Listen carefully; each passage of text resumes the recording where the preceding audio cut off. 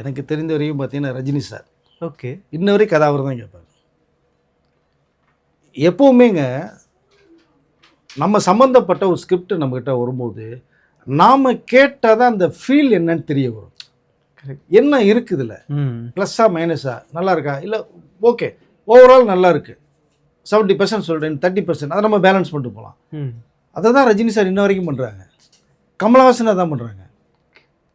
ஏன் விஜய் வந்து அவங்க அப்பாட்டிருந்து வந்ததுக்கு பிறகு ஆதி படம்னு நினைக்கிறேன் நான் சம்திங், அது வரைக்கும் விஜயோட கதையே வந்து எஸ்ஏசி தான் கேட்டுட்டு இருந்தாங்க. எஸ்ஏசி கதை கேட்பார், விஜய் நல்லா இருக்குப்பா பண்ணுப்பாம்பாரு, ஓகே பண்ணிட்டு பண்ணிடுவார். ஆனால் விஜயும் கிட்டத்தட்ட ஒரு 6 படங்களுக்கு மேலே தோல்வி படம் கொடுத்தார். திருமலைக்கு முன்னாடி அந்த படம் லிஸ்ட் எடுத்து பாருங்கள். அதான் யோசிக்கிறார் எங்கேயோ மிஸ்டேக் நடக்குதும் போது தான் அப்போது ஒரு கதை இன்னொருத்தருடைய பார்வைக்கு நல்லா இருக்கும், நமக்கு பண்ணும்போது அது சரியாக வராது. இப்போ தான் இங்கே விஜய் முடிவு பண்ணார், இனிமேல் கதையை நாம் தான் கேட்கணும். அப்போ தான் எஸ்இஸ்ட்டு சொன்ன வார்த்தை, அப்பா நீங்கள் பாட்டு ஓரமாக உட்காருங்க, இனிமேல் நான் ஹீரோ இல்லையா, என் கதையை நான் கேட்டுக்கிறேன்னு முடிவு பண்ணார். அதற்கு பிறகு அவர் கொடுத்த படம் எல்லாமே சூப்பர் டூப்பர் ஹிட். என்னென்னா எஸ்இஎஸ் அதுக்காக மிகப்பெரிய டைரக்டர், கிட்டத்தட்ட அது 70 படங்கள் மேலே பண்ணியிருக்காரு. ஆனால் அவருக்கு அந்த கதை சிறப்பாக இருக்கும், விஜய்க்கு செட் ஆகாத கதை.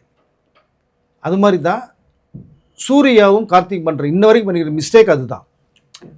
ரஜினி சாருடைய படங்கள் தொடர்ந்து சில படங்கள் மிகப்பெரிய அளவில் வெற்றி பெற்றது காரணம் மக்களுக்கு எது தேவை, தன்னை யார் என்னோட ரசிப்பார்கள் தெரிஞ்ச அந்த கதையை அவர் மட்டும்தான் கேட்பார். இப்போ தான் சமீபத்தில் சௌந்தர்யா கேட்குறாங்க. சௌந்தர்யா கேட்டால் கூட அவர் நல்லா இருந்துச்சுனோட இவர் அக்செப்ட் பண்ண மாட்டார், என்கிட்ட கதை சொல்லுமாமா. சிபி சக்கரவர்த்தி கதையை 5 மணி நேரம் கேட்டாருங்க.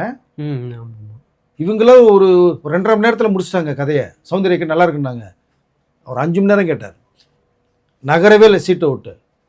4-5 டீ வந்துக்கிட்டே இருக்குது, டீயை குடிச்சிட்டே தான் கதை கேட்குறாரு. கேட்டு முடிச்சோன்னா கை கொடுத்தார் ஒரே வாரத்தில், நீ டேரக்டர் கன்ஃபார்ம் பண்ணிக்க, கமல்கிட்ட வாங்கிதாண்டி சொல்லிடுறேன் அப்படின்ட்டு ஒரே வாரத்தில். ஸோ அப்போ அதனுடைய கதை இந்த ஹீரோ கேட்டால் தாங்க அவருடைய வேல்யூ தெரியும். சில பேர் வந்து கதை பிஸியாக இருக்கேன் என்னங்க பிஸி, உங்கள் லைஃபே இந்த 3 மணி நேரம் கதையில் தாங்க இருக்குது. 2 படம் வந்தால் உங்களுக்கு டோட்டல் மறந்துடுவாங்க, எல்லா பேருமே இண்டஸ்ட்ரி மறந்துடும். இந்த 3 மணி நேரம் நீங்கள் ஒரு கதையை கேட்காம பிஸின்ட்டு போனீங்கன்னா அர்த்தமே கிடையாது. அப்படி என்ன பிஸி, இந்த படம் ஓடிச்சுன்னா பிஸி, 2 படம் ஓடலைன்னா நீங்கள் டோட்டலாக வாஷ் அவுட் வீட்டில் தான் உட்காந்துருக்கணும். அப்படி நிறைய ஹீரோக்கள் இருந்தாங்க, இப்போவும் சில ஹீரோக்கள் இருக்காங்க. சூர்யாவும் கார்த்திக்கும் இருக்காங்க இன்னமும்.